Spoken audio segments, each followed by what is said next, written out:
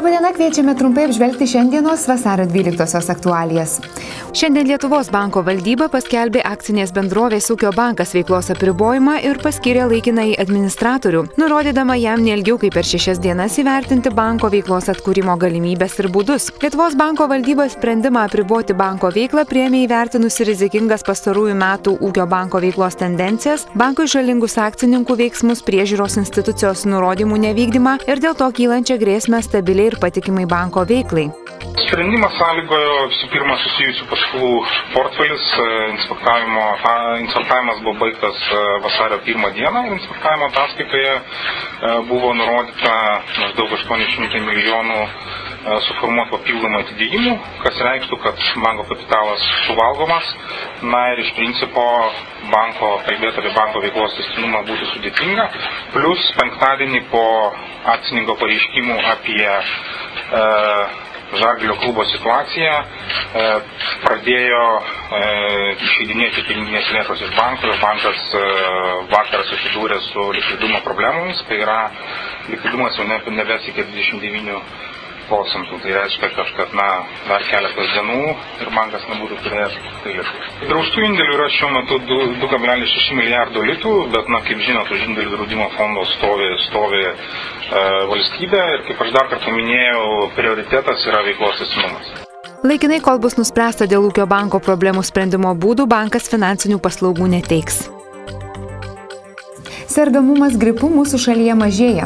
Užkrečiamų ligų ir AIDS centro duomenimis praeitą savaitę sergančiųjų minėta liga ir ūmiomis viršutinio kvėpavimo takų infekcijomis skaičius nukrito nuo 170 atvejų iki 149,5 atvejų 10 000 gyventojų. Mažiausias sergamumo rodiklis buvo Utenos apskrityje, didžiausias Telšių.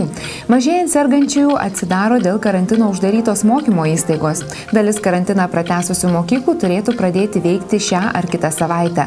Sostinėje Vilniaus miesto sveikatos biuro duomenimis dėl gripo nedirba 6 mokyklos, tai 2 mokyklomis mažiau nei prieš savaitę. Praeitos savaitės pabaigoje Kaune buvo uždarytos 22 mokyklos, dabar tik 6. Šiauliuose, Panevėžyje jų neveikia atitinkamai 4 ir 3. Premjeras Algirdas Butkevičius šios dienos antroje pusėje vyksta su vizitu į Lenkiją, kur su šalies prezidentu Bronislavu Komorovskiu ir premjeru Donaldu Tusku ketina aptarti Lietuvos-Lenkijos dujotiekio projektą, kurio galimybių studija šiuo metu rengiama, o išsame analizę ketinama baigti šių metų pirmojo ketvirčio pabaigoje.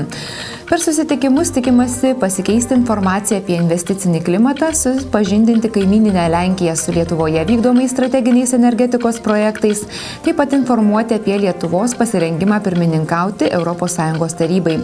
Nuo pirmadienio Varšuvoje lankosi energetikos ministras Jaroslavas Neverovičius, kuris jau pradėjo susitikimus su Lenkijos pareigūnais. Nepaisant žinių apie finansinius sunkumus, Kauno Žalgirį papildys dar vienas legionierius. 28 metų 193 cm ūgio gynėjas iš Jungtinių valstijų Donis Magratas praėjusią naktį jau atvyko į Lietuvą. Ministras pirmininkas Algirdas Butkevičius šiandien patikino, kad vyriausybė negali paremti savo žaidėjams atlyginimo negalinčio išmokėti Kauno Žalgirio klubo. Anot jo, krepšinio komandai galėtų padėti laikinosios sostinės verslininkai arba Lietuvos tautinis olimpinis komitetas.